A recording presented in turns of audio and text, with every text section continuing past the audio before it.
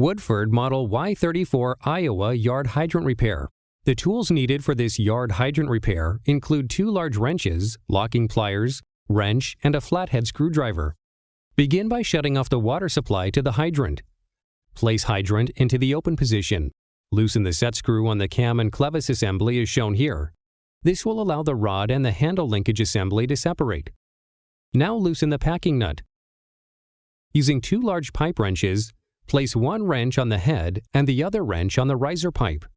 Begin by rotating the head counterclockwise from the pipe while holding on to the other wrench. Pull the operating pipe assembly out of the riser pipe.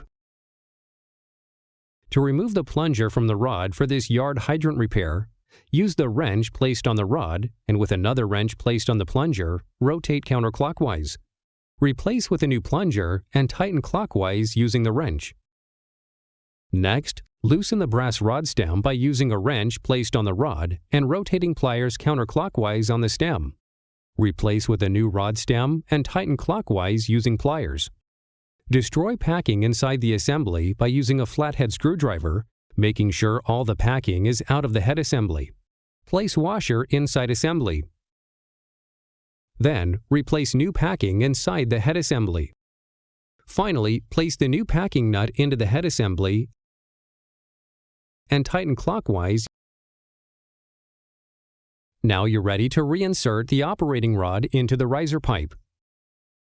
Using the wrench, tighten the head assembly clockwise back onto the riser pipe.